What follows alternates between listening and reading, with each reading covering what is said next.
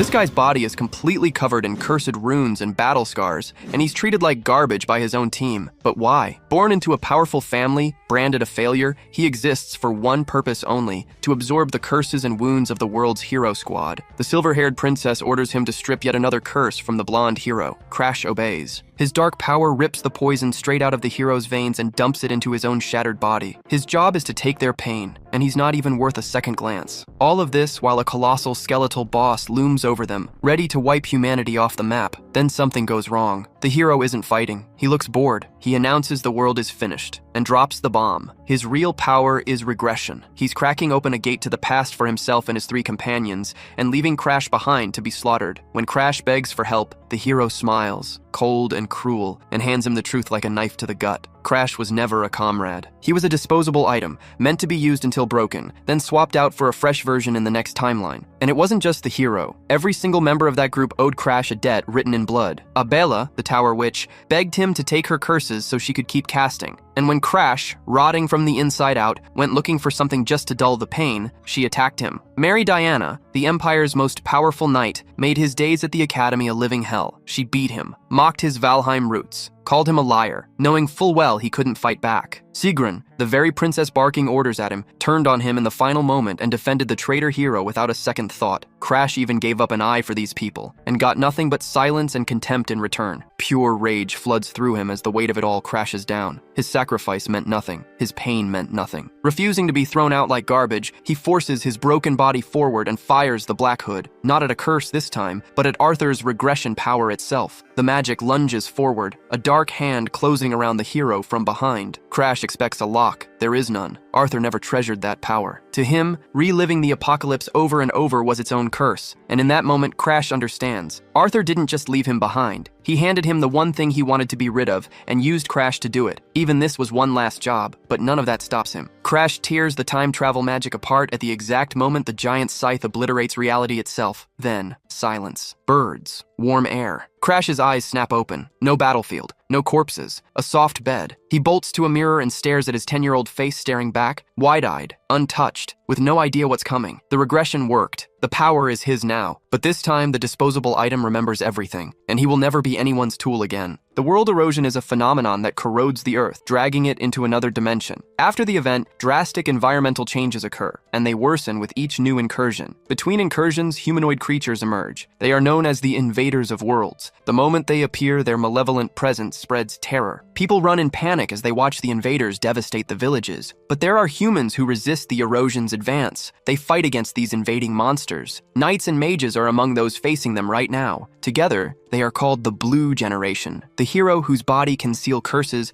also joined the Blue Generation. In the end, he is treated like a vessel for curses and betrayed by his own comrades. Crash Valheim lived a miserable life until the day he woke up in the past. At 13 years old, he wakes up in shock, realizing his friend's magic worked and sent him back in time. He is in his old childhood room. Moments ago, he faced a deadly cold. Now he feels the summer heat. He understands that his gamble, using the Black Hood on Arthur, brought him back to Green Pine Manor. The magic not only worked, it also stole Lord Arthur's ability. Confusion floods his thoughts. He wonders how it was possible to steal his former comrade's ability. The Black Hood's ability can be used freely, with no apparent restrictions. However, to steal a target's possession, the user must unlock a lock generated upon activation. The lock's difficulty is based on the owner's affinity for the item. This increases the difficulty of the theft, an ability that could transfer 99% of the world's wealth to its wielder. It is a unique ability, with an absurdly difficult theft condition, making it extremely valuable. Crash knows that the greater the target's value,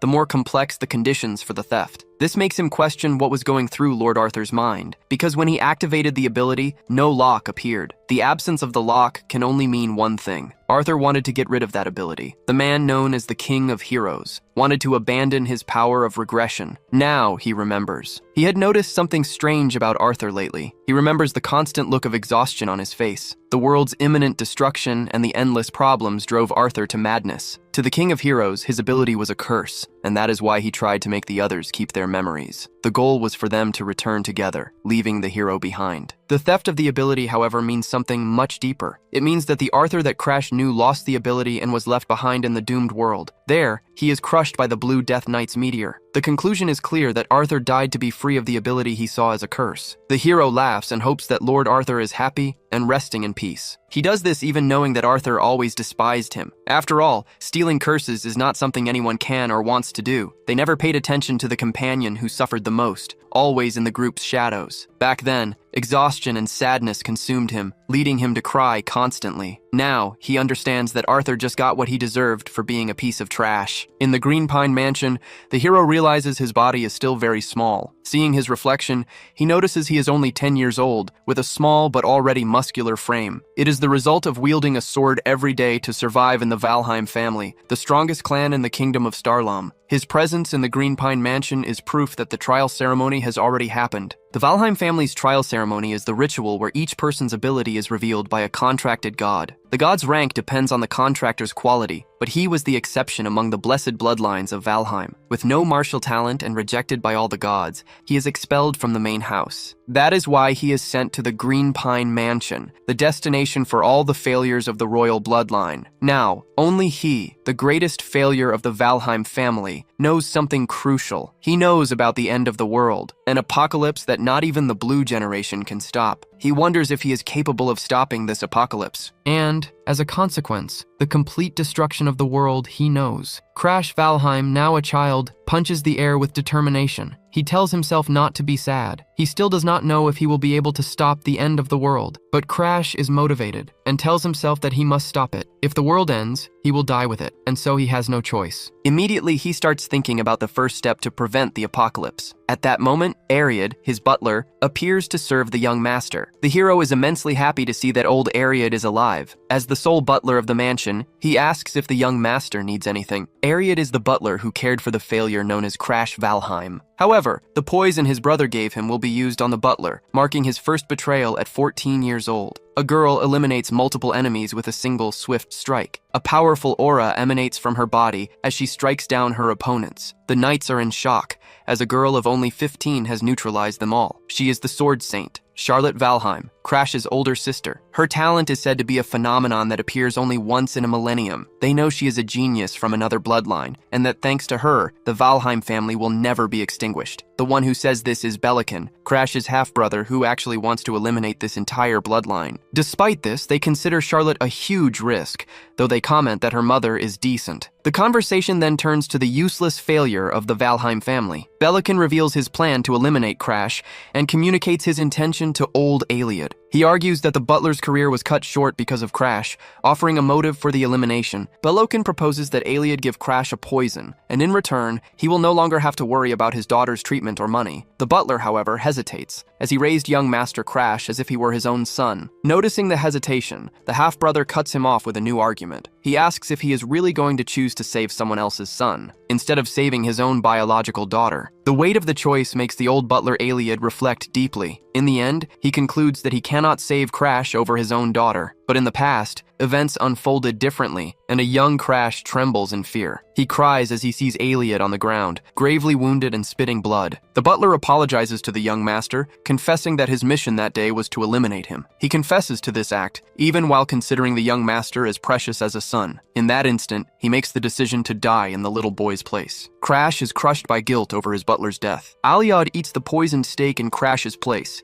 using the poison his brother gave him for the task. Now, Crash approaches and asks the old butler when he intends to take that poison. Aliad is in shock at the question, as Crash knows he plans to poison him to save his own daughter. He states that sooner or later the truth would come to light. Afraid of forcing him to make an impossible choice again, Crash demands that he stop feigning ignorance. He knows this order would never have been given if he were not considered the family's failure. Aliad expected Crash to cry with rage or feel guilty about his betrayal, but the young master's reaction is completely different from what the old butler expected. He asks the butler to follow him. They walk to the library, and Aliad assumes the young master has come to study. The young master orders his butler to cut the wall. He states that the task will be easy, as Aliad is the butler of the Valheim family. The butler takes a few steps forward. He prepares himself and draws his sword. His magical energy activates, preparing him for potential combat. Then he unleashes a strike that generates a powerful blast of wind. The attack destroys part of the wall with a clean and precise cut. Aliad is shocked to discover a secret passage in that location. As he watches the young master enter the passage, the butler notices something. Crash has become a completely different person. He now possesses the aura of a lord. The young man observes the secret location,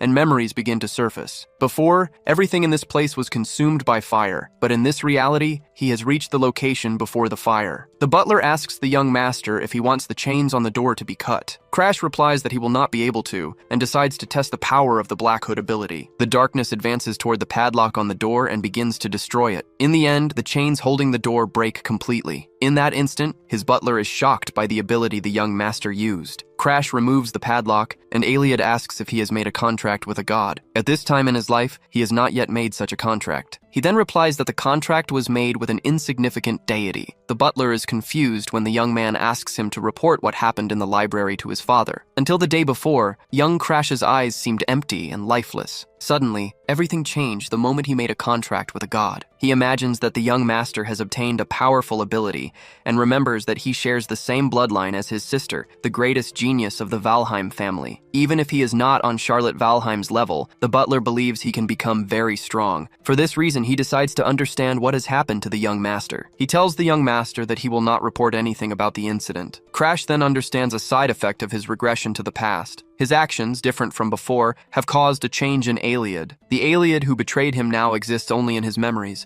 He thinks about Arthur's suffering and the possibility of having gotten rid of that ability. He plans to cure the butler's daughter's illness to earn his loyalty, increasing the number of pawns in his new life. His rude and impolite demeanor is a facade, a calculated act for the moment he cures the butler's daughter. But for now, the secret library is his only priority. As he opens the doors, a powerful purple light floods his vision. The shock is immediate, and his eyes widen at the scene. Suddenly, a beam of intense magical light erupts through the door, startling him. A chill runs through his body, even for someone who has endured countless curses on his journey. In that instant, there is no doubt that the book he seeks is in this library. His eyes are drawn to an intense light emanating from one of the shelves, and finally, he finds the book he has been looking for all this time. In these books, the ancestors considered failures of the Valheim family recorded their techniques and life memories. This is a product of humanity, a place where they kept their secrets to reach the pinnacle of power. At first, access was free, but it all became secret because of a single person. That person was Damaris Valheim. This man was the greatest failure in the history of the Valheim lineage, but he was also the one who,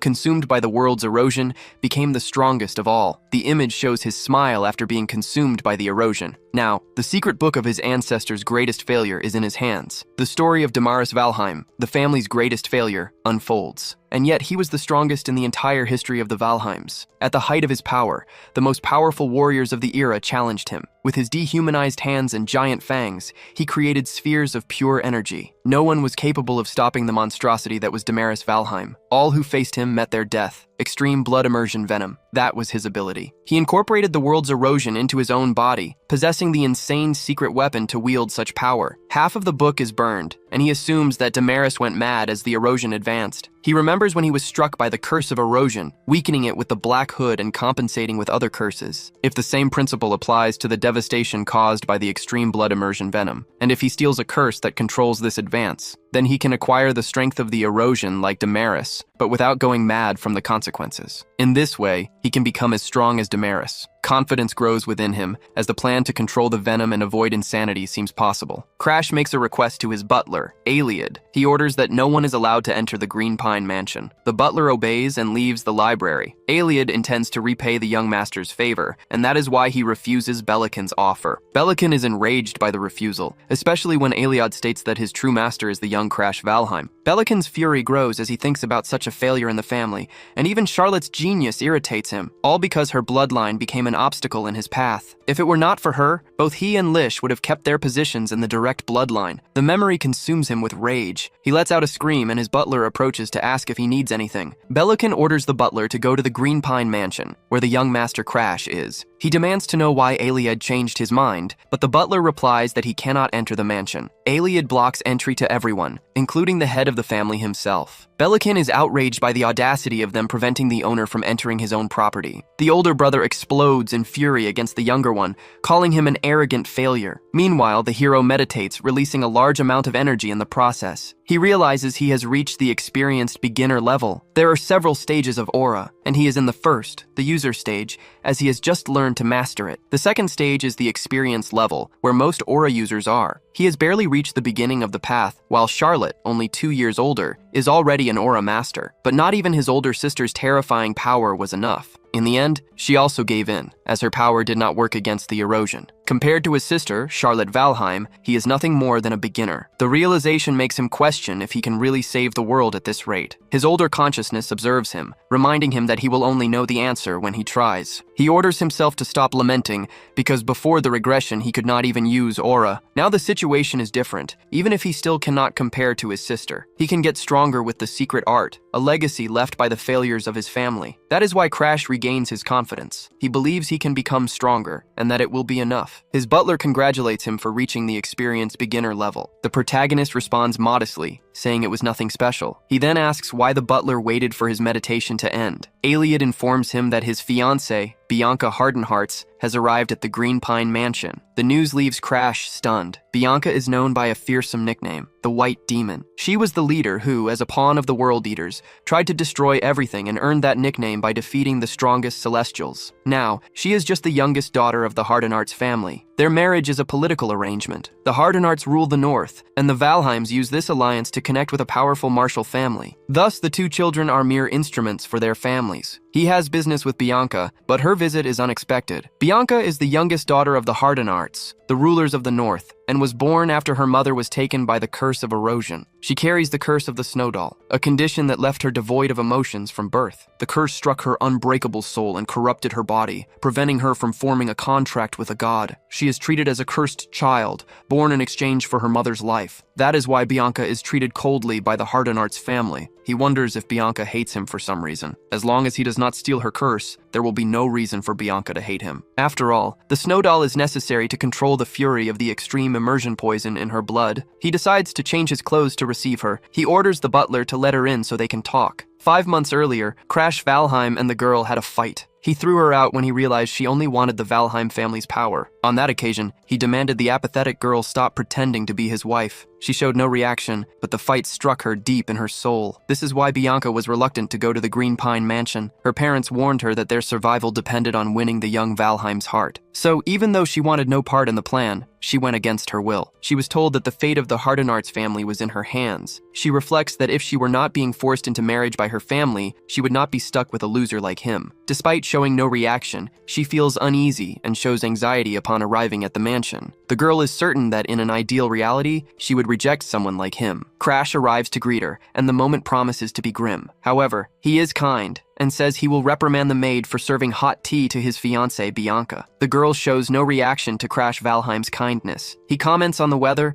and invites her for a walk in the garden to see the flowers. He then asks a servant to bring macadamia cookies for them both. He tells Bianca the journey must have been difficult and that they need to see each other in person, since they are getting married. He observes that she speaks as if she is in front of a superior, not her future spouse. The girl notices he is different than before and finds this change strange. Before, his gaze was sharp, but now he seems like a completely different person. He observes the nature around them, commenting that the place is very peaceful. Faced with such strangeness, Bianca asks if he is really Crash Valheim. The two stare at each other the moment she asks the question. He controls his reaction to avoid giving himself away. He scratches his head, once again pondering what to say. The young master then asks if he is really so different from how he used to be. In that instant, he releases a murderous intent that Bianca perceives, and a sinister aura envelops him. She apologizes for bringing it up, and he realizes he has scared her. His memories of that time are a mess, and he does not remember how he treated her. Looking at her apathetic face, he recognizes Bianca's signature expression. It is the same expression she wore when he met his end at the Northern Frozen Sea Mansion. He tries to change the subject, revealing that he made a contract with God. The woman concludes that his personality changed because of this contract. It is then that he says he has a proposal for her. She asks if the proposal is to annul the marriage, now that he has made a contract with God. Crash interprets this to mean she does not want to marry someone like him, and that her desire to annul the engagement reveals her low self-esteem. However, the girl hears his assumption and neither corrects him nor denies the accusation. On the contrary, she affirms that she is his wife and declares that nothing will change that fact. He is genuinely surprised to hear Bianca say this without any trace of a lie. Crash decides to return to the main topic and talks about the ability he has awakened. He reveals that he intends to steal Bianca's curse for himself. She finds it strange that he wants to steal a curse that not even the greatest experts could break. She asks if he intends to handle the curse alone, and he confirms, wanting to use it to grant her any wish. She knows Crash is treated as a failure, and that a barrier exists between him and the main family. The girl deduces that he is tired of everything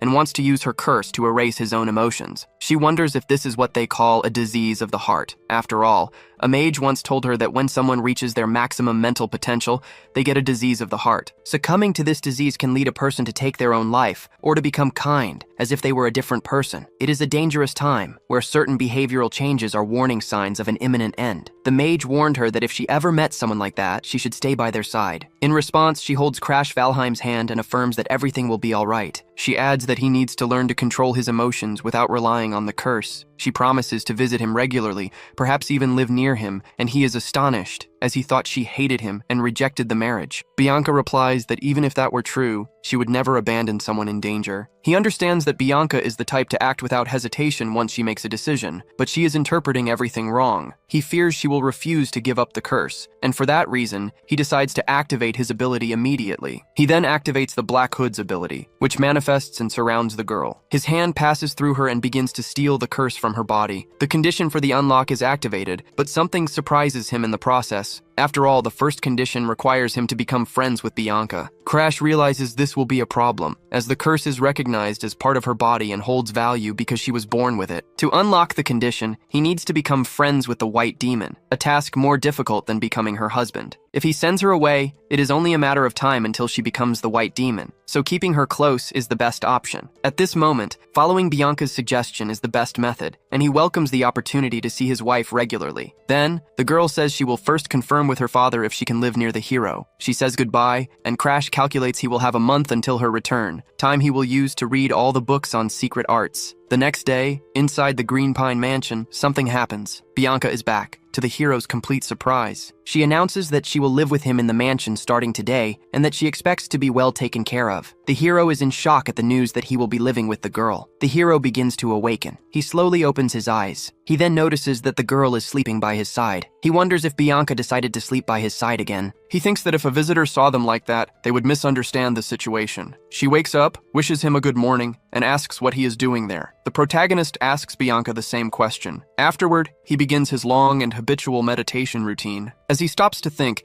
he realizes that months have passed since Bianca came to live with him. He remembers the day she arrived and announced she would be living with him in the Green Pine Mansion. When she was placed under his care, the hero was completely shocked. She was moving in because her family gave permission, without even consulting him. He thought about asking if she would be okay far from her family, since she was only 12 years old. But when you have no emotions, affection for family disappears, and she was indifferent. This turned out to be a good opportunity to befriend her and fulfill the requirement to steal the curse. It all happened in the summer, and now it is almost winter, with nearly half a year having passed. The opening of Rayhorn Academy, established by the 4 great kingdoms and the Empire, is approaching. It trains people capable of opposing the erosion of the world, accepting students between 15 and 20 years of age. Before his regression, it was this academy that produced countless members of the Blue Generation. It was because of that scum that he died, and the mere memory fills him with rage. Because he knows their weaknesses better than anyone, he will steal their skills. He turns 14 next year, and only 365 days remain until enrollment. That is why he must grow stronger by then, stealing the skills he needs. He is beginning to hit the limits of his talent, which restrict him to the level of a novice, the first step toward becoming an expert. His only choice is to steal Bianca's doll curse as soon as possible and learn to use the blood immersion poison. He enters the room and finds Bianca, who is waiting for him, reading a book. Bianca states that she cannot leave Crash Valheim alone. She follows him everywhere as if he were a helpless chick. He wonders when she will finally see him as a friend, which is necessary to meet the condition for stealing the curse. Crash considers asking her out, hoping to build the necessary affinity. At that very moment, his butler informs him that an invitation from the Starlight Sanctuary has just arrived. The Starlight Sanctuary is an annual gathering for the youth of the Starlon Kingdom, an event for socializing and forging connections. He vaguely recalls the event and thanks Aliad for the explanation. Because he was confined to the Green Pine Mansion before his regression, his memories of the event are hazy. Despite this, he accepts the invitation. He suspects a certain person will be there and decides to go, also to keep the promise he made to his butler. He announces that he will go to the Starlight Sanctuary with Bianca and asks Iliad to notify the necessary people. Bianca warns him that the other attendees at the Starlight Sanctuary will surely try to criticize him. He knows she is right, but he is more worried about what they might say to Bianca. She, however, does not back down and affirms that she will go with him to the Starlight Sanctuary. He argues that it is his duty as her fiancé to protect her from such situations. He clarifies that he is not asking as her fiancé, but because he wants to know her true feelings. She sees the look of pity on his face, and it bothers her once again. For the past few months, Crash has treated her with a strange and unexpected kindness. He takes her with him to the library and even asks what she wants for breakfast. He lets her sleep peacefully under a tree while he tends to his own affairs. The girl feels genuinely happy to be treated with such kindness, something she never experienced in the Hardenheart household. It gets to the point where she almost forgets the terrible first impression she had of him. She realizes she is starting to like Crash and states that she wants to go with him of her own free will, not just as his fiancé. Crash is visibly surprised to hear Bianca's words. In light of this, he agrees to let her accompany him to the Starlight Sanctuary. They depart by carriage, passing the Grand Garayu Pavilion on the way. She notices that he has rented out the region's most famous landmark entirely and realizes the immense wealth they possess. In this world, the reason nobles are respected is because they fight the world's erosion in place of the commoners. And yet these party-obsessed people are considered the future of Starlon. At that moment,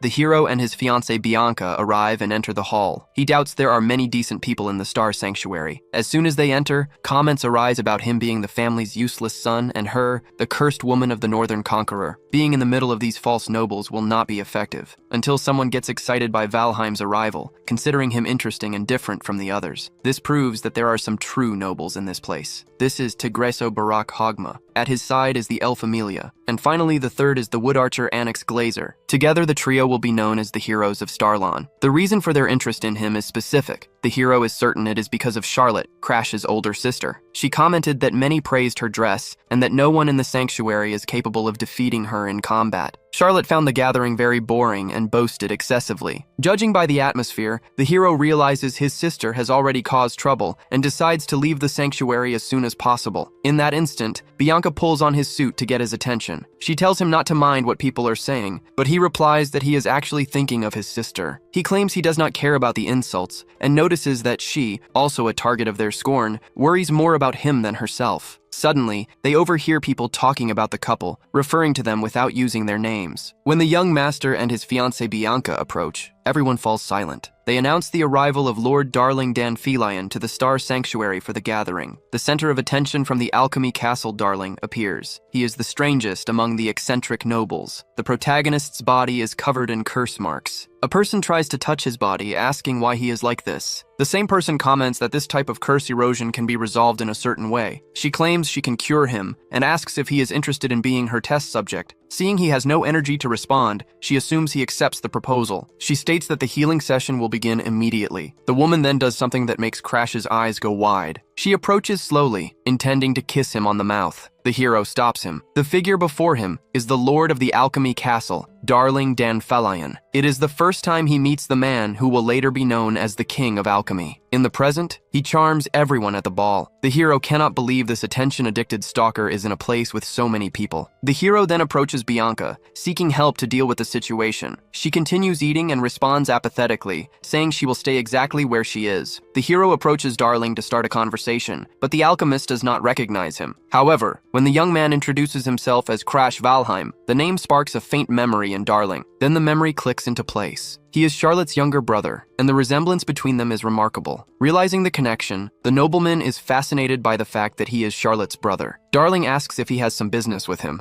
and speculates that his clothes must have caught the boy's eye. The hero ignores the taunt and changes the subject, revealing that he knows about Darling's research on the world's erosion. The revelation instantly piques Darling's interest in the boy. Darling remarks that he is quite a provocative boy. He states that his interest is piqued, and the two withdraw to a private room, closing the door behind them. The future King of Alchemy asks Crash his age. Darling picks up 2 swords as the hero answers that he is 13 years old. The alchemist remarks that he looks young, but his aura is completely at odds with his age. Internally, he feels like an academy veteran, so he decides to get straight to the point. The King of Alchemy orders him to say everything he has to say. In that moment, the protagonist grips his sword and begins to tremble. His eyes widen as he witnesses a bewildering sight. The King of Alchemy strikes with his sword, and the boy parries at the last second. He then dodges and asks what Darling is doing, questioning the sudden attack. Darling replies that since he is Charlotte's brother, he wants to test his skills first. This deeply irritates the protagonist, who wanted to get straight to the point. Darling asks what he has to discuss, stating that he is listening to the proposal. The hero prepares to attack, and a dark aura forms around him. The sight surprises Darling, who had considered him a useless boy with no skills whatsoever. The hero states that he trains every day,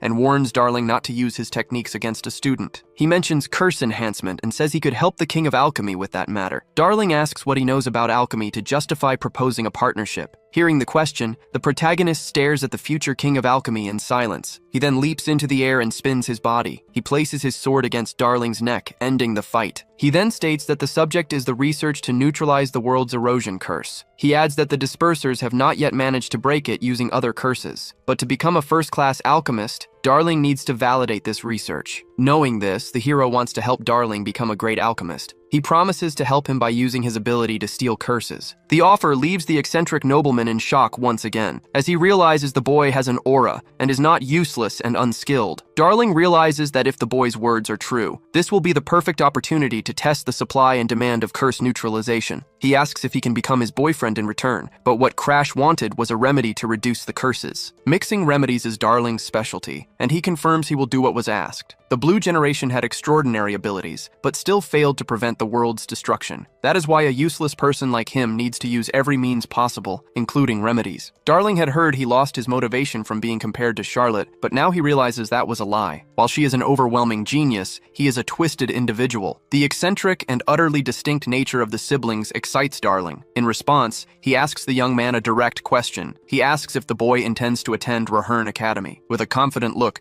the young man affirms that he obviously will. The answer leaves the future King of Alchemy completely enchanted. He declares that he will mix the remedies for the curse and is very excited to cooperate with Crash. Crash, however, has one more request. He mentions the discoloration disease, an incurable condition that darkens the victim's skin until death. The young master then orders him to create a cure for this curse. The alchemist, however, states that the disease is incurable and that creating a cure is impossible even for him. Coming from the future, Crash knows that Darling will eventually find the cure. Darling clenches his fists and considers a response. Crash insists that he will be able to find a cure for the curse. Darling replies that the insistence wounds his pride a little. Despite this, the two shake hands and seal their promise. Crash asks that the remedy be sent to the Green Pine Mansion, and Darling promises to deliver it in person. He cannot stop thinking about how deeply Crash loves his sister Charlotte. Darling then confesses that the spot by his side is vacant and that he would like to be his boyfriend. He admits the boy is still a child, but confesses that he also likes men. Hearing the alchemist's confession, the young man becomes visibly frightened. He starts running the instant the King of Alchemy declares him his future lover. Crash remembers that Darling was the exact same type of man in his previous life. Back at the sanctuary, he notices a crowd forming a circle around some kind of scene. With a grim expression, he runs to see what is happening. In the center of the circle, a man holds Bianca by the arm, but her expression remains indifferent. Even with her arm gripped tightly, her thoughts are only of Crash. The moment he appears, she calls his name with an apathetic gaze. In that instant, Crash lands a kick on the man holding Bianca's arm. The impact sends the aggressor flying, making him crash into a table. The man was trying to take his fiancée by force. In response, Crash confronts him and demands to know what he thinks he is doing. He questions why the man dared to take his betrothed against her will. The man reacts in shock to the accusation. Crash points out that he was putting his hands on a 12-year-old girl, his fury evident. He asks if the man has that kind of taste, and the frightened guard vehemently denies it. The man defends himself, claiming he was only following orders from Princess Claudia. Crash is surprised to hear the name Claudia Stalin. The second princess ordered him to take Lady Bianca,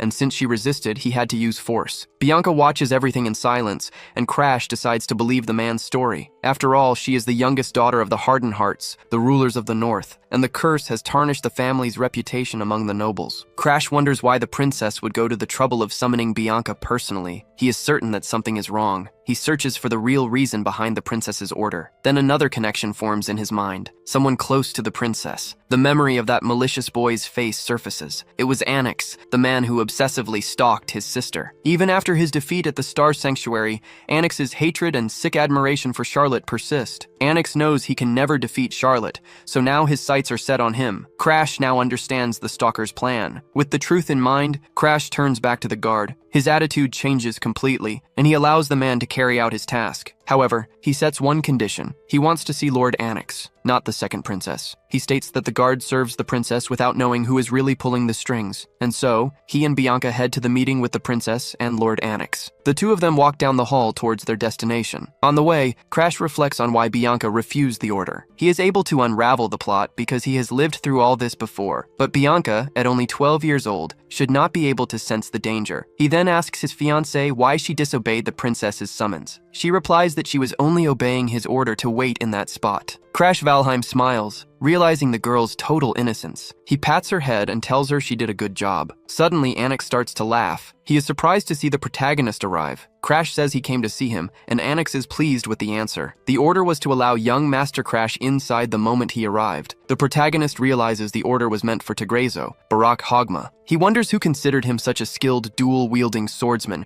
and where it all went wrong. Crash is relieved to learn that Annex gave an order to help him. Annex is curious about Crash Valheim and wants to fight him. Crash fought Charlotte, even though it is forbidden in the sanctuary, and that is why Annex believes facing him will be easy. Although both are experts, Annex's level is higher and his battle sense is unpredictable, making it impossible for Crash to read his movements. Before facing Annex, Crash wants to avoid a confrontation with this man, but seeing the look in Tegreso's eyes, he knows his opponent will not give up the fight so easily. Tegreso clenches his fists, concentrating his mana for a powerful punch. The massive blow hurtles toward Crash, who dodges and prepares a counterattack. He slides to evade Tegreso's attack. Tegreso performs an acrobatic flip to dodge the protagonist's strike. Crash gets back on his feet, ready for another attack. He kicks Tegreso with all his strength and the blow connects. His gaze is one of rage and precision fixed on his enemy. Then he unleashes the 1-inch punch on Tegreso. The impact slams his enemy to the ground, knocking him unconscious. The protagonist sighs, ending the fight quickly and easily. Moments later, he wakes up and accuses Crash Valheim of being cruel. Crash replies that he was the one who challenged him, and that he could have avoided the fight. Now, Tegreso says he will get his weapon so they can fight again. The young master asks if Tegreso can even continue the fight. Even though he is injured, he smiles, confident about a second round. However, he suddenly collapses from the damage sustained in the fight.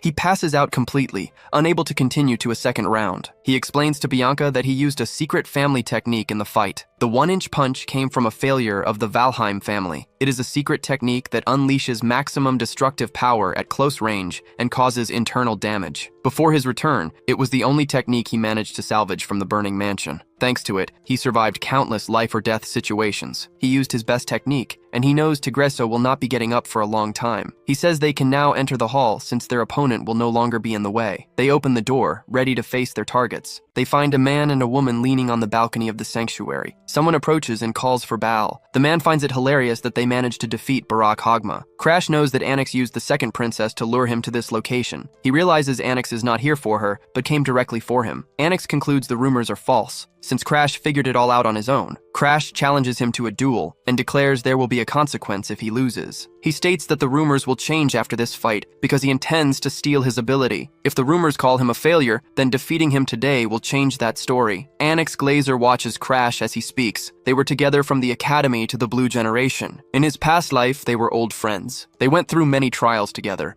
but that friendship only existed because Crash was useful to Glazer, and that usefulness was revealed for the worst possible reason. The moment came when everyone in their group died, leaving Crash in complete despair. He begged Annex Glazer for help. Annex knew that if anyone found out the trap was his fault, he would lose his place in the Blue Generation. Crash said that if he was the only one to survive, no one would have to know the truth. He argued that the internal power struggles were complicated, and that Annex would be expelled because of a single incident. Upon hearing all that, Annex made his decision, because he did not want to be expelled. He would blame it all on Crash since everyone hated him, and the truth about the incident would be forgotten. In response, Annex thanked Crash for being his friend until the end. Crash was hanging from the edge of a cliff, blind with rage against Glazer. He screamed that he had only been with Annex from the start because of Charlotte, and that the tragedy happened because he was distracted by his desire to marry her. Glazer retorted that this was the exact reason he hated Crash Valheim. He accused him of having no talent, but possessing a sharp intuition that always got in his way. And since Charlotte was getting married, their relationship would end that day. Annex said that maybe this was for the best for both of them. After all, Charlotte would not want a funeral on her wedding day. Crash's strength gave out, and he let go of the rock he was holding. As his body fell from the cliff, he wondered if his life would end like this, until someone grabbed his hand. It was Arthur, and the two of them ended up on the same team. However, that was the beginning of an even bigger catastrophe. After that, Anix was expelled from the Blue Generation because of Arthur's testimony, and in his desperation, he tried to marry the princess. Back in the present, Anix comments that Crash's face and way of speaking are identical to Charlotte's. Hearing this enrages the hero as he remembers the past and sees that his enemy has not changed at all. He orders Anix not to speak his sister's name so casually. With power concentrated in his hands, he charges toward the enemy. He declares that just like his sister, he never runs from a fight and always goes on the attack. Anix Glazer shows no reaction. A tree erupts from the ground to block his punch. The hero grabs the branch, preparing an acrobatic move. He then vaults onto the branch to launch another attack, but the branch beneath his feet begins to break apart. It coils around his ankle as if it were alive. Then the tree root grabs him by the foot and hurls him away. He slams into the ground, and more branches instantly erupt to pin him down. He finally breaks free from the branches and takes a fighting stance once more, but exhaustion begins to set in. Just as he predicted, this is a difficult fight. Anix asks if that is all he has, and suggests he use a weapon against the Glazer family's secret technique, the Celestial Wood style. He combines his recovery ability to manipulate various plants, reinforcing them with his aura. The hero picks up a piece of wood and asks if this is the weapon he wanted. He declares he will fight using the same kind of branch his opponent is so fond of. Glazer is insulted by young Master Valheim's attitude. He challenges him to block his root attacks with nothing but that small branch. In that instant, the boy rushes forward, dodging every attack with apparent ease. His agility surprises Glazer,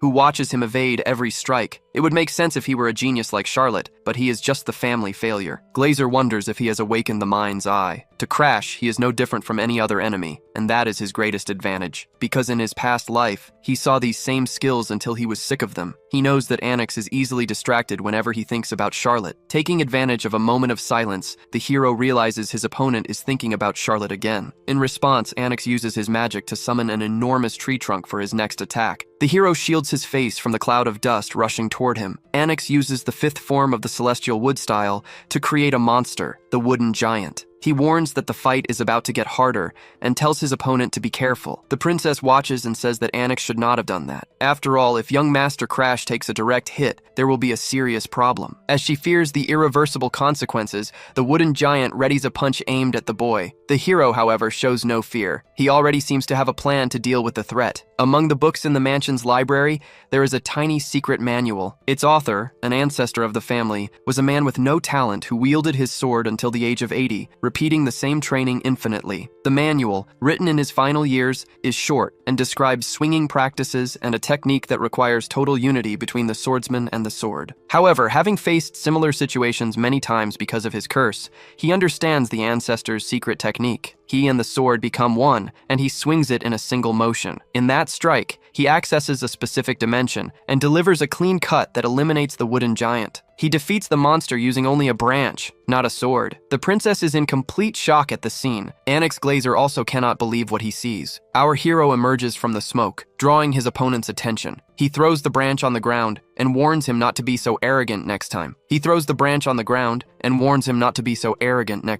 The enemy then collapses to the ground with no strength to keep fighting. However, our hero is also exhausted after eliminating the Wooden Giant. His plan was to hold back just enough to make stealing the skill easier, but he used all his strength, and now he cannot move a muscle or even speak. Bianca then appears, hugs him, and says she will help Crash. She presses hard on his chest, as if trying to stop him from choking. At this rate, Crash will die, and the others ask her to stop. A man then puts him on his back and takes him to the infirmary. Everyone in the hall erupts into commotion upon realizing he defeated Anix in combat. Rumors spread quickly about the family's good-for-nothing who defeated a noble. No one had planned for something of this magnitude, and the boy will become a celebrity when he wakes up. Besides, something interesting also happened during the fight. Anix's expression worries him, giving him a bad feeling that something is about to happen. The King of Alchemy then states that he cannot die before helping with his research. Our hero wakes up and, a while later, returns to his training.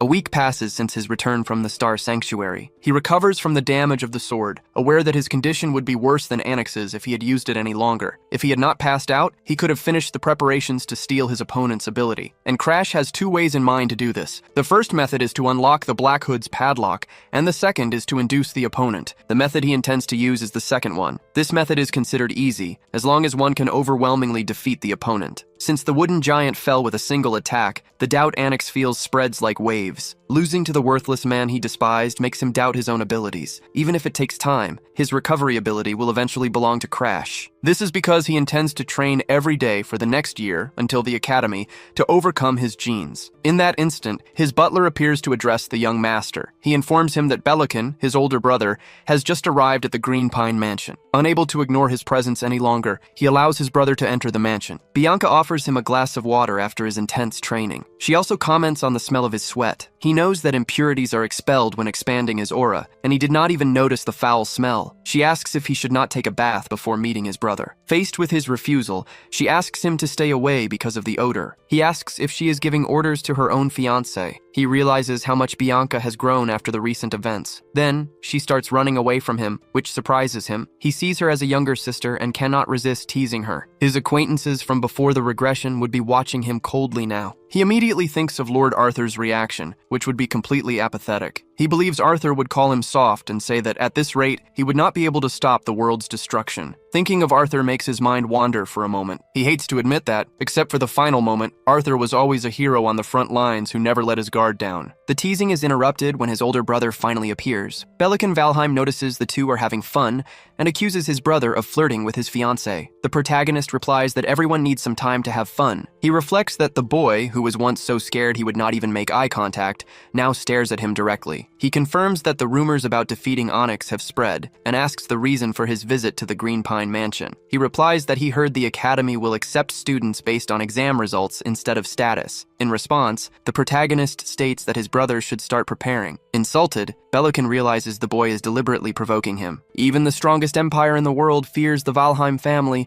and does not dare to attack the kingdom of Starion. His family is on a completely different level from the other noble houses, and he is a direct descendant. He finds it absurd that his brother tells him to prepare for the exams, and is unimpressed by the victory against Onyx. He replies that it is natural for a commoner to worry about what can be gained at the academy. Seeing that his brother does not react with offense, he asks what kind of attitude this is. He reveals that he came to the Green Pine Mansion to deliver an order to his younger brother. The order is to stop the world erosion that occurred on Mount Garelac. The young man argues that he is only 15, but his brother replies that he will accompany him as a guardian and tells him not to be afraid. He realizes his brother wants to test his strength and keep him under control, and so he agrees to go along. He is more accustomed to fighting the corrosion than to living a peaceful life. Even if it is a trap, he has a plan. He informs Bianca that he will be away to handle the corrosion mission and asks her not to follow him. She replies that she will not follow him and calmly obeys. She comments that it is absurd to send a 13-year-old child to handle this type of mission. Upon hearing the words of the cursed princess, his older brother complains. He protects his fiancée, saying that his brother should not take the words of a 12-year-old child seriously. This statement directly insults his brother's intelligence. The brother reacts with fury to his words. He turns his back and leaves, offended by his younger brother's provocation. Then he tells Bianca that she did a good job, even without knowing exactly what she did. He adds that even without understanding, the lady will be happy with the result. As he strokes his fiancée's head, she asks him not to faint again. He picks up his weapon and states that he is leaving for the mission alongside his brother. The world corrosion is a phenomenon where the world is invaded by another dimension, causing new species to emerge. Over time, drastic changes occur in the environment,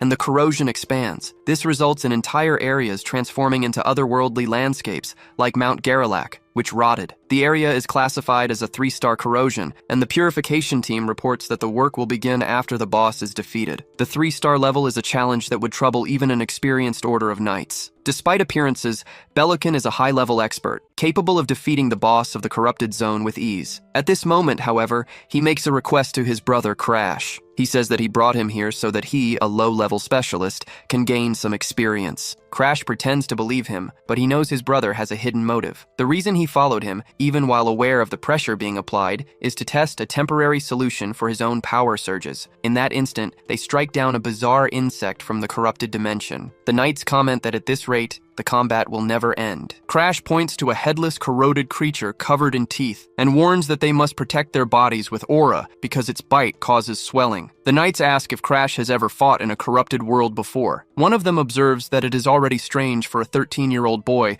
to get so close to his own like this. His brother comments that for someone so useless, he is far too calm in his first corrupted zone. After all, when he himself saw a corrupted zone at 15, his pride was shattered. He wonders how his younger brother can give advice to the knights, a reaction completely different from his own first experience. Seeing the smile on Crash's face, he tries not to compare himself to the boy. His ego is already shaken by his younger brother's performance. He grips the sword with trembling hands, watching his brother instruct the knights. Then, he activates an aura that envelops the blade of his sword. A specific hypothesis forms in his mind. He fears that Crash, just like Charlotte, grows to surpass him. In that scenario, Belikin becomes the useless one of Valheim, a fate he refuses to accept. In that instant, he charges forward and attacks some nearby monsters. He warns that they are approaching the boss area, and then steps into a red mist. Belikin comments that they are lucky, as the situation seems easier than his first time, with no other corrupted species besides the boss. The hero retorts that this is all the more reason to keep their guard up, as the situation is too strange. He suspects there must be a 3-star boss powerful enough to maintain all the corrosion by itself. His brother orders the knights not to be scared or shaken by the child's words. He claims that it is just a 3-star boss,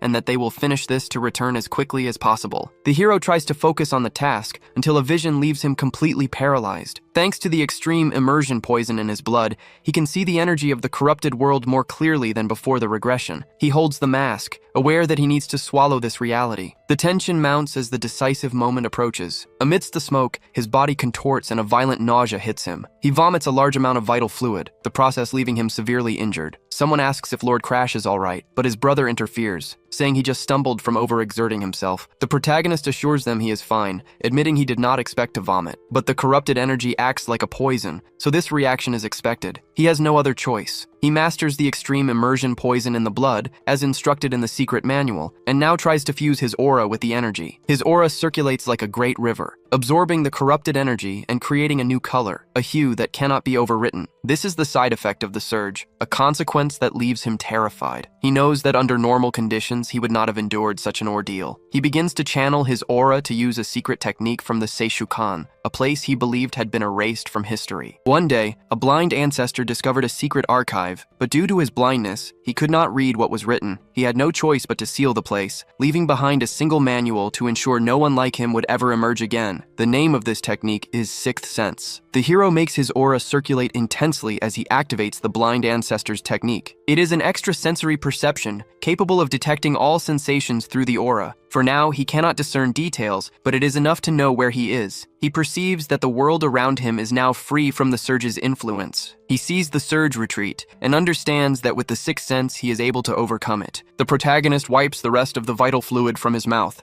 as a new thought takes shape. He knows this is a temporary solution, as an outbreak can occur at any moment when absorbing energy from the corrupted world. In that case, he still needs the ability of Bianca's cursed doll. Even though it is just a containment measure, the fact is that he can resist. It is the first time he manages to evolve to the next level, and then he feels something strange. He turns his head back, because he senses an enemy has appeared. In that exact moment, a bizarre creature emerges behind him. The malevolent creature remains with its eyes closed, until it opens them, emanating a red light. Our protagonist stands before the area boss. Before him stands a giant red being, a mixture of a worm and a lion's body. He warns everyone that this chimera is the level 3 area boss. The bizarre monster lets out a great roar to intimidate them all. Belikin, the protagonist's older brother, widens his eyes in shock. The protagonist reacts the same way as his brother, terrified in the face of the monster. This monster is Senganki, the demon of 1,000 faces. It prepares for combat. He orders everyone to prepare for the impending battle. The protagonist's older brother begins to envelop his sword in ice. Immediately after, he energizes it with fire. Then, the sword grows and becomes completely engulfed in flames. Belikin's ability is always impressive, with immense destructive power. The protagonist knows this is Ignis, the sermon ability. This same ability burned his arm in his past life, when his brother wanted to show the power gap between them. Now, he watches Belikin ignite his sword to defeat the enemy. Before the regression, his brother was completely insane. Now, he shows a very different demeanor, and the protagonist wonders if he is normal. However, the protagonist hopes that he has changed. Suddenly, a skill is used and steals someone's face. One of the knights comments that it is a curse that erases faces. He adds that even the most experienced have trouble against those 8 arms. If the situation has come to this, the only choice is to flee. But the protagonist's older brother disagrees and orders them to fight. He unleashes a flaming slash against the creature they face in combat. The creature starts to catch fire,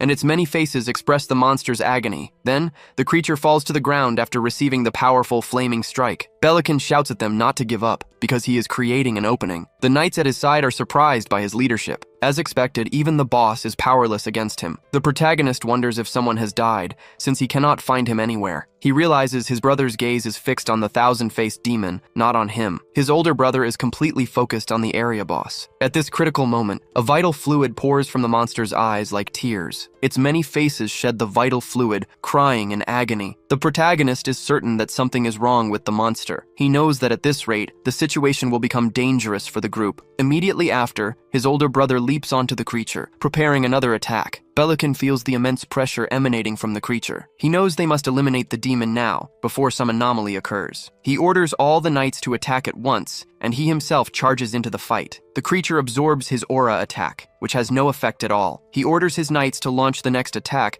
before the monster transforms any further. After all, the Knights of Valheim should not be intimidated by something like this. He asks what exactly they are doing, noticing that they are all standing still. Then, the protagonist's older brother realizes he has fallen under the curse of the thousand-faced demon without even touching it. He feels a strange sensation as his face begins to melt. He realizes he is caught in the curse. His face is erased, and he stands motionless before the monster. Suddenly, rain begins to fall, and a storm approaches. The protagonist realizes the situation is turning against them. The brothers feel they are going to die in this dire situation. He is certain that at this rate, his end is all that awaits. The thousand-faced demon is nearby, and he wonders how far they have come. The conclusion is that they have walked for a long time without reaching the outside, which means the world corrosion is an enclosed space. He thinks they cannot leave unless they defeat the demon. The thought that this is his end begins to take hold of him. He has visions of Charlotte, who speaks to him. She advises Belican on how he can survive. He tries to flee from the creature,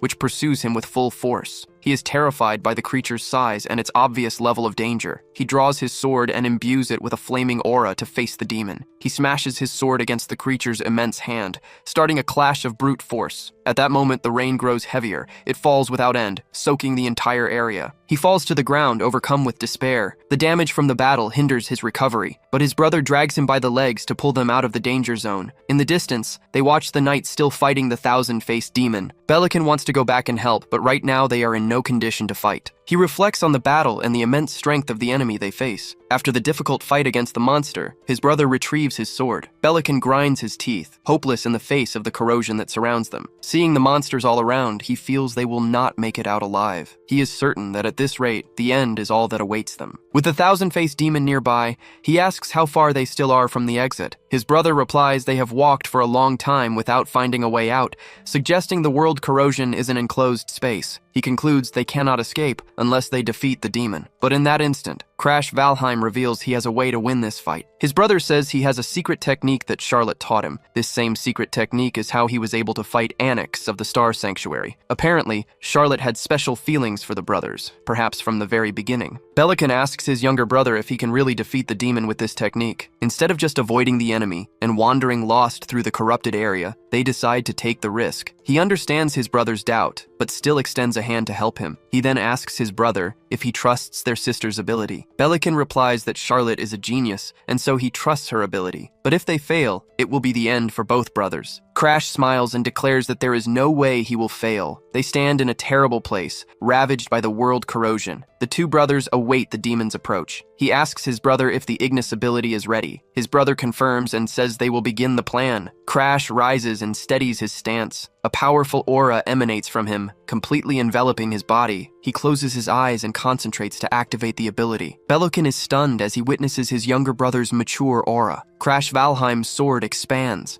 continuously releasing energy. His brother wonders what kind of focus this is, what kind of aura surrounds him. He has never seen such a pure aura before. He hesitated when Charlotte asked to add the flames of Ignis to her secret technique. Despite all his practice, he never mastered that aura, but his brother somehow did. Crash asks for some of his brother's Ignis, and he complies. He hands over his fire magic, concentrating the power at the tip of the sword. Crash is engulfed by his brother's Ignis magic, and his body is covered in flames. His sword also grows, its blade consumed by embers. He then points out a problem to his brother. He says he cannot maintain the technique for long, and asks his brother to buy him time. His brother watches the flames, burning with an intensity he himself could never achieve. With that sword, he can likely defeat the demon of 1,000 faces. He remembers how he lost his subordinates in an instant, and how he could only run for his life. If Crash defeats the demon, it will mean something. It means he is weaker than the Valheim family's failure. Crash needs just one strike to end the demon. He prepares the strike. his sword wreathed in the flames of his brother's Ignis. He unleashes the attack perfectly,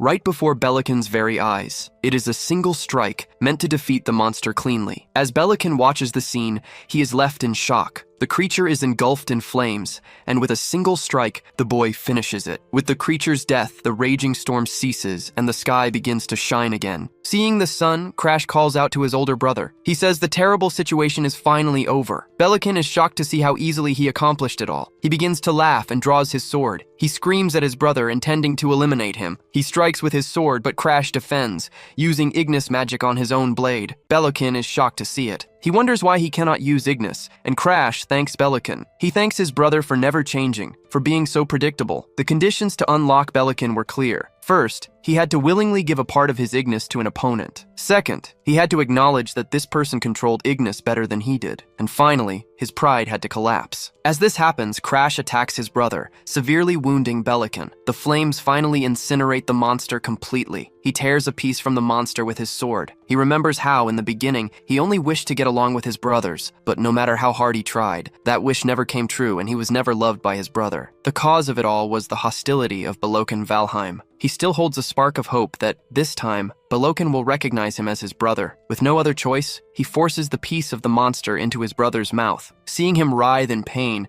he recalls the sensation is the same as when he was burned on his arms and face. That is why he just watches his older brother writhe in agony. He watches until his brother's legs stop moving. Ignoring the scene below, he raises his gaze to the sky. He notes the irony of such a beautiful day and lets out a low laugh. The news that Lord Belokin's Order of Knights has been decimated is announced at the main Valheim house. The corrosion level is raised to 5 stars, requiring a high-class specialist to defeat the monster. The story told is that if Lord Belikin had not sacrificed himself, Crash would not have survived. Belikin's personal butler weeps on hearing that his master sacrificed himself to save the useless member of the family. The head butler of Valheim announces that the brother saved by Belikin's sacrifice is present. He listens to the conversation, where they state that Belikin's honorable death cannot be in vain. He realizes they believed his testimony, and that he no longer needs to worry about it. Thanks to his brother, he obtained many results on this expedition. He confirmed that he can control the surges that occur in his 6th sense. He became more adept in the use of the extreme blood immersion poison, and through Ignis, he even gained the power of the black flames. Ignis is an ability that can set anything on fire, and when applied to the power of world corrosion, it acquired the effect of the dark flame. His only problem to solve at the main house is the investigation into the abnormal phenomena in the world corrosion zones. He knocks on the door and receives permission to enter, hearing that the cause of the erosion is still unknown. Even if it is the work of a world corridor, its main body is submerged in an eternal dream, and it can only see the real world through its undead minions. He fears running into one of them now that they have started to move. Saphira, a 4th-class investigator from the World Corrosion Investigation, is waiting for him. He notices a black star on the woman's neck. The sight of the black star leaves him in shock. He thinks that he did not expect to find her so soon. He calls her an undead and states that he wishes to make a contract with her. He points his finger at her and declares that he will erase her immortality. She smiles, realizing that he is the regressor. Surprised, she drops her disguise and reveals her true sinister form. The Crimson Immortal, Garden August, is imprisoned. In the previous timeline, under Arthur's orders, an attempt to steal her immortality fails. Arthur explains that the Immortal will be trapped in a cycle of regeneration, unable to command her forces. The reason the Immortal has so many minions is that a curse prevents her real body from moving. The woman questions what is so regrettable about this, recalling the problems they faced when she raised the level of the corruption zone. Lady Sigrun warns her not to feign innocence, even if that was not her true intention. Arthur interrupts, stating that this will solve the Immortal's problem and orders an end to the useless discussion. For him, however, the situation is a shame. He regrets that Crash failed to steal the curse of immortality. Even if the boy is reborn, the task will remain impossible for him. The condition for success is absolute. He would need to become stronger than the Immortal herself. Back in the present, the woman smiles and asks if he is the regressor. She reveals her true face and declares she has found something completely useless. He responds by asking why she believes he is the regressor. She explains that a mere child proposing such a bold deal can only be a regressor. She accuses him of lying since a regressor trapped in the gears of time could not eliminate a being who transcends time itself. The boy points his hand, his ability active, and assures her he is not lying. After all, his ability is capable of stealing her immortality. He uses the Black Hood's ability, and a purple spectral hand envelops the woman. She clenches her fist, beginning to manifest her own energy. To find someone capable of eliminating her, she continued to increase the world's corrosion. And now, someone capable of stealing her curse of immortality finally appears. He presents his condition. He needs her help to become stronger. He explains that the ability can only be activated when he becomes stronger than her. He would become her disciple, and in return, she would sell her own soul to be free of the curse. Crimson Garden. August promises to make him the strongest man in the world and accepts the deal. It is absurd to be dominated this way by her aura alone, without her true body present. Crimson Garden is powerful enough to rival Arthur and his strongest subordinates. Even if he must borrow the power of a corruptor,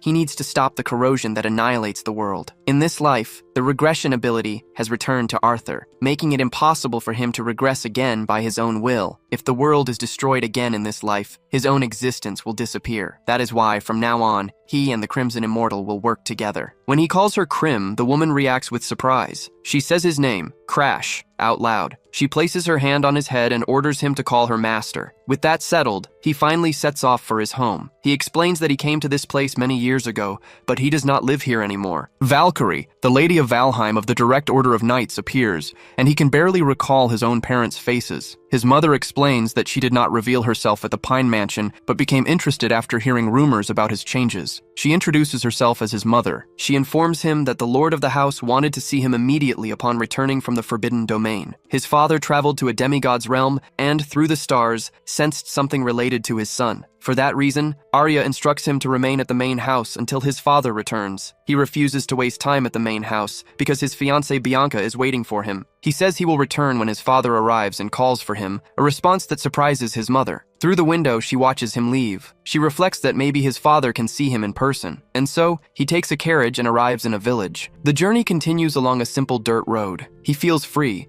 believing he will not have to return to the house of Valheim for some time. The woman calls him an ill-mannered disciple and demands he open the door for her. Seeing her in the form of a red tree, he comments that the color is too conspicuous. In response, she transforms into a black crow and says she will change her color as many times as needed. She teases him, saying she is now a black crow, the same color as his eyes. She reveals that her true body cannot move and calls him a foolish regressor. He is an incomplete regressor, using the ability of the true Arthur, but he keeps this secret from Crim. Finally, they arrive at the Green Pine Mansion. He warns Crim to be nice to a white chick who lives in the mansion. She finds it strange that there would be a chick in a mansion. At that moment, Bianca appears dressed as a white bird to welcome him. Crim realizes the white chick her master warned her about is actually his wife. Ariad also appears, and he asks if anything out of the ordinary happened. He informs him that a letter from Darlin Danfelion has arrived. In the letter, Darlin says the discoloration medicine is ready and that he prepared it quickly. He orders Ariad to treat Darlin very well should he visit the mansion, because he is a benefactor. The butler reveals that Bianca was worried about him the entire time he was away. Her concern grew when she heard he was involved in the corrosion incident. She even asked for a carriage to be prepared for her. He realizes that he has not checked Bianca's condition recently. Finally, the first condition for Bianca's friendship is fulfilled. The first condition is unlocked, greatly surprising the hero. She asks if there is something wrong with her face. The hero denies it and says he just wanted to introduce a new friend. He introduces the creature as Crim, and the girl takes it in her hands without hesitating. She hugs it tightly as if it were a stuffed animal. The hero tries to warn her that Crim will not like the gesture. Now he wants to figure out how to unlock the lock on her friendship. Normally, an important person is a family member, a friend, or a lover, and the last option seems the most likely. Then she releases Crim, who flies off completely disoriented. However, the hero does not want to become the lover of an emotionless Bianca. These were not the conditions before his regression, and besides,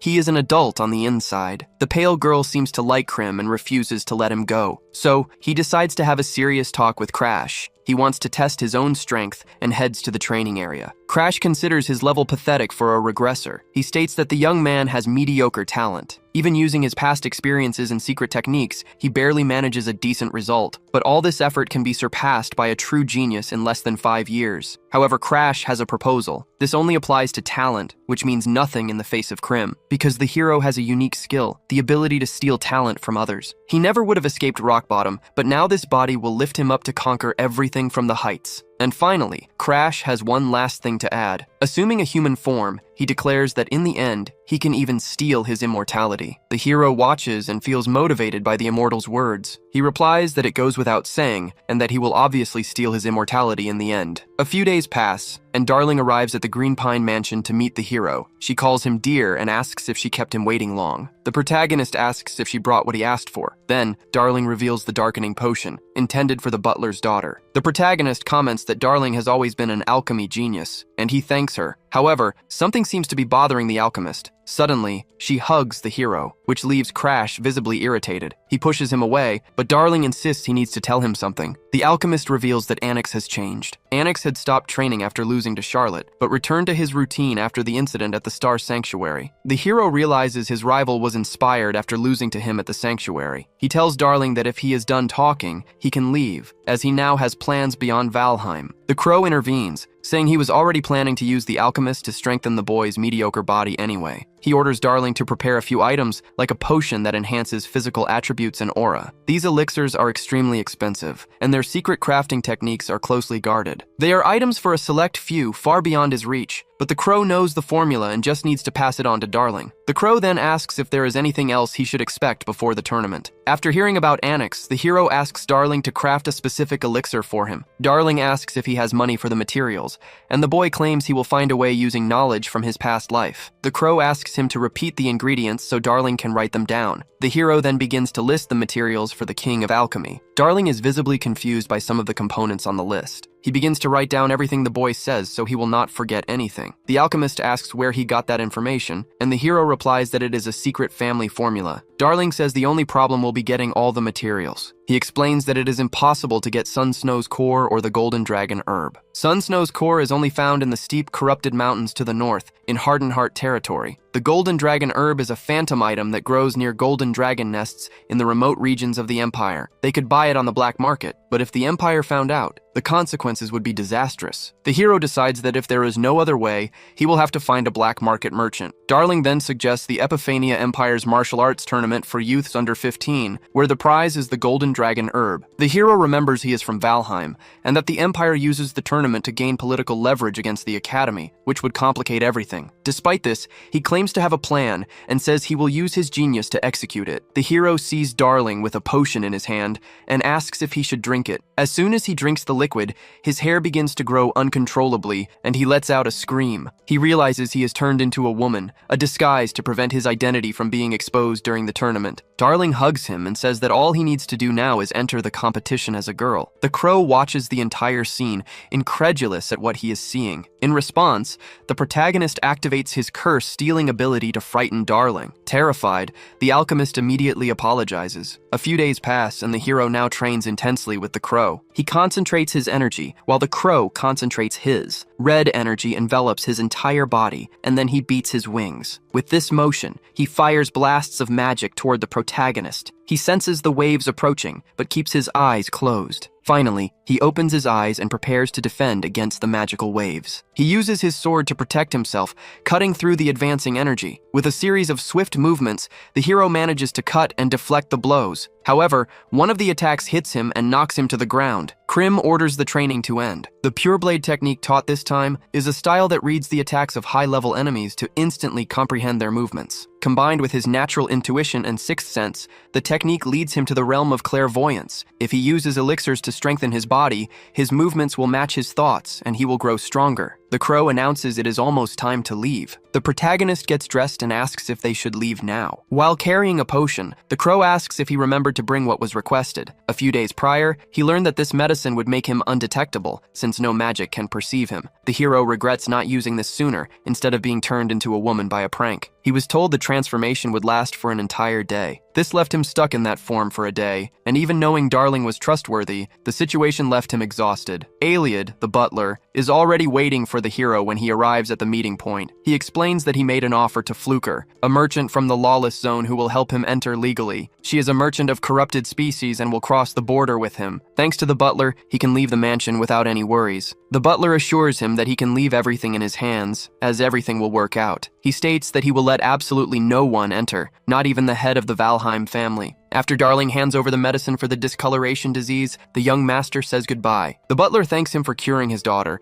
saying he can now die without regrets. The hero replies that if he is truly grateful, he must keep living and not dare to leave this world until he receives permission. It is a small price to pay compared to his daughter's life. In response, the butler begins to cry. He cries intensely and shouts that he will survive, no matter what. Crash Valheim realizes he can finally stop worrying about Iliad's betrayal, something that happened in his past life. Next, the protagonist goes to speak with Bianca. He thanks her for accepting his request. She says it has been a long time since she went home, and that she will now get some rest, stating she will obtain the Sun Snow Fungus and then return. She will be waiting for him at the Green Pine Mansion when he finishes his mission. The hero promises to try to return as quickly as possible to his fiancée. He understands that was why there was so much noise the day before, and then he notices she made sandwiches for him. When he says he will eat them later, she does not show much of a reaction. She wishes Crash a safe journey, and he thanks her, wishing her the same. And so, he and the crow depart for the Empire, with him in the carriage and the bird flying alongside. The protagonist wields his flaming sword in the middle of combat. With his hand, he rips out and absorbs a curse from his target. Thanks to the sixth sense, he notices that the power of corruption in the area remains stable. The cargo follows a route that avoids the Sundered Lands, and because of this, he is unable to absorb any curses. Until Krim notices a rotten apple falling from a tree. The detail catches his eye, right after he comments on how the butler chose a safe route. He realizes that something is trying to stop the carriage. A group of bandits holds a girl, their intentions the worst imaginable. His companion is in shock because she could not sense the bandit's presence. The girl thinks she is going to die, but something stops the bandit just as he is about to commit the act. A mysterious figure decapitates the aggressor, saving the girl from the imminent violation. The protagonist uses his purple magic, emanating from his hands, to eliminate the criminals. One of the bandits, shocked, asks who this brat is. The bandit leader orders them to eliminate the boy, and they all advance on him. They surround the boy with their weapons, shouting that he has no way to defend himself. The hero summons his greatsword through a magic portal, surprising everyone. He begins to slice through his enemies, eliminating the bandits with extreme ease. He cuts down another, running his sword through the man's head and ending his life instantly. He faces the lead bandit with a look filled with hatred. The bandit realizes this is no ordinary boy, and fear begins to take hold. So he tries to land a single blow to eliminate the protagonist once and for all. He strikes with his axe, but the boy blocks the attack with his sword. The protagonist activates the sixth sense and begins to predict and block every attack. The criminal shouts that cheap tricks will not work, but the protagonist replies that he could handle him even without the sixth sense. The bandit announces he will use a secret technique and tries to crush the boy's head. The hero already prepares his defense, watching the blow with clear disdain. The bandit gives a wicked look as he raises his axe to strike the boy. He uses the phantom battle axe, a strike charged with immense cursed energy. The boy watches the attack with wide eyes. The strike lets out a deafening roar. In that instant, the boy's sword is completely engulfed in flames. The sight leaves his enemy terrified, breaking out in a cold sweat before this unexpected power. The protagonist states that the technique the bandit used reveals he is a disciple of the killer dog. He claims to be a disciple of the mad dog, Belican, an assassin who pledged himself to the service of the world corruptor, alongside the white demon Bianca. His mission was to infiltrate Starden and eliminate many people, but Charlotte Valheim eliminated him first. With his flaming sword, he severs the bandit's arms. As a result, Charlotte gained fame throughout the Empire, and the infiltration of Starden was delayed. This makes the protagonist wonder why Belican's subordinates are already in the lawless zone. He considers their appearance premature and defeats one of the mad dog's pupils, setting the man's body on fire without hesitation. A bad feeling about what is to come overwhelms him. He decides to take the Golden Dragon Herb and flee as quickly as possible. They arrive at the imperial capital, Ceylon. A wooden sign indicates the registration site for the martial arts tournament. A crowd gathers to compete in the tournament. The sight of the crowd excites the fourth princess of the Empire, Epiphania. She expresses a desire to take everyone to the Rahern Academy, but her attendant warns her that His Majesty would be angry. The princess orders them not to mention her father or her hallucinations. Sisley's attendant tries to tell her something important, but Sisley-Aphania, the emperor's youngest daughter, refuses to listen and covers her ears with her hands. At 7 years old, she possesses a brilliant mind, capable of solving complex mathematical problems. Her talent is so great that many believe she can rewrite the history of the Empire, a fact that is reported to His Imperial Majesty. This is how she discovers her position as an imperial candidate. Getting involved in the dispute for the throne with a fragile upbringing means immediate elimination. To survive, she needs to make everyone around her lose hope in her. So, Sisley uses her brilliant mind to play the part of a completely out-of-control daughter. In the end, even those who once praised her intelligence end up giving up on her. They begin to get annoyed with her inappropriate behavior and disregard her as an imperial candidate. Her attendant notices the act, but believes she is overdoing it lately. She becomes fascinated with Crash, drawn to his narrow eyes and his dark aura. The crow on his shoulder also enchants her. She sees him as a villain and suspects he might be a Valheim, an arch enemy of the Empire. She trusts her intuition, convinced that he is a Valheim, even though the presence of a member of that family in the Empire is unthinkable. So, she jumps from the mezzanine, determined to confirm with her own eyes whether or not he is a Valheim. She runs towards him, intending to expose his true identity. Suddenly she stumbles. The moment she falls, she instinctively uses telekinesis, but the protagonist catches her, stopping her from hitting the ground. He softly says she's a troublesome girl. He warns her to watch where she is going and not to trip again. She thinks that his calm tone and gentle attitude are a sign that he knows exactly who she is. The hero signs up for the martial arts tournament and looks for an inn to rest. The first one he finds is completely full. The second one is also packed with other tournament participants. A third inn also has all of rooms booked. That's why he decides he will sleep on the street that night. As he thinks about this, he hears an old woman's voice calling out to him. She says he can stay at her house since he has nowhere to stay for the tournament. The woman smiles sweetly and looks harmless. The crow finds the situation suspicious, but the hero accepts the old woman's offer. Grim comments that his mother should have taught him not to talk to strangers, but the hero is tired of sleeping on the streets since his past life. The crow considers that regressor annoying and careless. So, he flies after the hero toward the old woman's house. She goes to prepare dinner and instructs him to settle into the back room on the second floor. He goes up the stairs and finds a girl standing there looking at him. It is the same princess he met earlier at the tournament hall. The hero feels an immediate exhaustion just from looking at her. He realizes he's fallen into a trap and decides to ignore her, heading to the room to avoid trouble. He is about to open the door, but she stops him. She accuses him of ignoring the girl who is trying to talk. The hero is visibly annoyed by her words. He states that she is not his type and that there are more beautiful people in the world. He decides not to answer, and the princess finds him even more mysterious. She follows him down the hall, chattering non-stop. The hero gets irritated and orders her to stop following him. The girl insists they will have dinner together and that she wants to know more about him. The hero refuses to talk, saying he is not in the mood. She asks if he is being serious. She reminds him that she's a princess and that he should not act this way toward her. She calls him by his name, Crash of Starlon, and glares at him with a threatening look. The hero realizes she figured out his origin from a trivial conversation. She reinforces that it is unacceptable for him to act that way, especially since he knows she is a princess. She calls him by his real name. A deep sense of unease takes hold of him. He denies knowing what she is talking about and treats her like a child who should finish her dinner and go to bed. She questions him, asking who he is calling a child. Her attendant asks the princess if that young man is really from Starlon. The princess replies that while the language is the same, Starlon has a unique intonation and pronunciation, free of the Empire's accent. Noticing such a subtle difference is a feat only the princess could achieve. Her mind can analyze details an ordinary person would miss. His reaction confirms that he knows her well. The princess has an ability akin to a mind's eye. She declares that things are about to get interesting and orders them not to capture or interrogate him. She then asks if there's been any news about her sister, and the attendant confirms everything happened exactly as the princess predicted. The third princess, Sigrun, is a completely different person than she was a year ago. Something about her is not right. This change frightens the princess, who senses imminent danger. That bad feeling is right. At this rate, the first and second princes are in grave danger. Sadness consumes her, for a rain of blood is about to fall upon the imperial palace. Meanwhile, the hero eliminates bandits with brutal strikes. A single punch is strong enough to send a man flying through the air. He takes down all his enemies with overwhelming force, and with preliminaries over, the four victors withdraw. Everyone's attention turns to the narrow-eyed man, a possible resident of the underworld, always accompanied by a strange crow on his shoulder. His dark expression is because of the girl who's been bothering him since yesterday. He is annoyed that he failed to extract any information from her during their brief conversation. Still, he feels a certain sense of relief. The encounter did not affect his performance in preliminaries, where he defeated multiple participants at once. The preliminary pit teams of 100 against each other, with only the top four advancing. He won with an absurd difference in power. Some approaches and comments on the suspicious crow on his shoulder, confirming rumors. The hero finds the banished man's coat strange. The man who looks like a mummy identifies him as a member of the infamous family of assassins, the Night Crows. The Night Crows are not part of the Empire and are feared as the most dangerous force in the underworld, having a clear role in the fall of nations. He claims that as an outsider he does not know everything, but he's never heard of a member of that family joining the academy, and says the man is mistaken. Banished young man says he does not care who's behind him, as he only wanted to connect with other residents of the underworld. He formally introduces himself to the Night Crow and then runs off. After a brief conversation, the stranger hurries away. Crow comments on the young man's ugly appearance and asks if he's bothering his master. The Crow takes flight, declaring he will help his master. Somehow it manages to hypnotize the strange young man. The young man returns, walking mechanically, completely hypnotized. Crow informs his master that he uses a non-control spell. He summons the Crow to answer a question of utmost importance. He asks what happened to Night Crows and learns they recently fell into a destructive spiral. He specifies that the martial arts tournament was a direct order from his new master, the same one who led them to ruin. He asks who the new master is, and the man under his control prepares to answer. The new master is Sigrun, the second prince of the King Empire and Sisley's brother. The revelation that it is the second prince sends a deep shock through the protagonist. After all, Night Crows are trapped created by the Empire, monitor and control movement of the nobility. The Imperial family always been in command, to make the title of new master strange. This connection was a secret meant to be kept until the fall of the Empire. The fact that lower ranking subordinate knows the master's identity means someone is manipulating second prince and spreading his information. Originally, second prince's role was to strengthen first influence. The plan was prepared for him precisely to be in the heir power. In this scenario, the only person who benefits from conflict is Sergeant Fania. The mind behind the entire conspiracy is Sergeant Fania. He can hardly believe it. As is confirmed, after memory inheritance is truly working. If this is true, Sergeant next target, now with memories of Peter, is the man who sacrificed himself after hiding the Emperor's symbol to fight Dragon Pearl. His other target is the fourth princess, Sicily Fania, the one who made Arthur emperor, and only one day hand in the throne she conquered. Sergeant has already fighted limited controls of Sicily. If she can the Empire will suffer devastating collapse, and his fall will unleash tide corruption on the world. To prevent the end of the world, he needs to interfere with her plan and steal her ability. He asks Crow for help, and Sergeant returns to his normal activities and acts on the information received. Crow agrees to help this time, as it was some decision to his power. The Crow asks what to do in hide man, and the answer is that he has already served his purpose. So the Crow decides to make one of his servants around and fix his feather in his face. The man begins to babble and inflate the words. The Crow orders him to return to his place, and the man obeys and draws. The time has come to use their appearance to his advantage. We'll find the real Night Crow, who is hiding in the tournament finals. Two strange looking youths appear, and one of them takes trade. One of them survives by being crashed and seizures. A member of the Night Crow confronts them, promising to teach a lesson. This is a real Night Crow, shrouded in macabre aura. In the main event of the martial tournament in round of 32, the protagonist takes down another opponent. The winner of the match is announced to crash. The crowd erupts in tears, chanting the Night Crow after victory. The spectator admits he was tired of watching his fight. Next to him, the tournament is getting interesting. It is almost time for the real Night Crow to finally appear. The girl comes to watch, even after being warned not to come. That night, the preliminaries are over. She asks if he was the one who destroyed them. She's surprised to realize he is just a child. He faces trained and confirms that he is indeed a boy. She plays it off but acknowledges that his life is unusual. He asks something happened and warns her to prepare herself. Tomorrow is the day of the main event. As they prepare to sleep, the girl replies in words. She suspects they have in her absence. Monitor for information. Sixth question, reliability, the royal file won't hire. As a caution, the princess states to check everything again. She concludes that Sissy's still around. Even after the warning, because she already figured out Sergeant's plan. That is why he finds the night maiden so imposing. He increasingly for the real night maiden. Understanding no doubt the ruse. He arrives at Typhon, and the voice suddenly catches his attention. Peter asks if he's going to continue to the night maiden. Situation similar to his previous encounter with the night boy. On that occasion, he did not expect the night maiden to reveal himself so soon. Suddenly, Peter talks to Hagrid and he hisses in deftly. In the eye, the Hagrid vanishes from his sight. He reappears from place. The party dodges a simple tilt to the head. In response, he moves him with bare hand to immobilize the night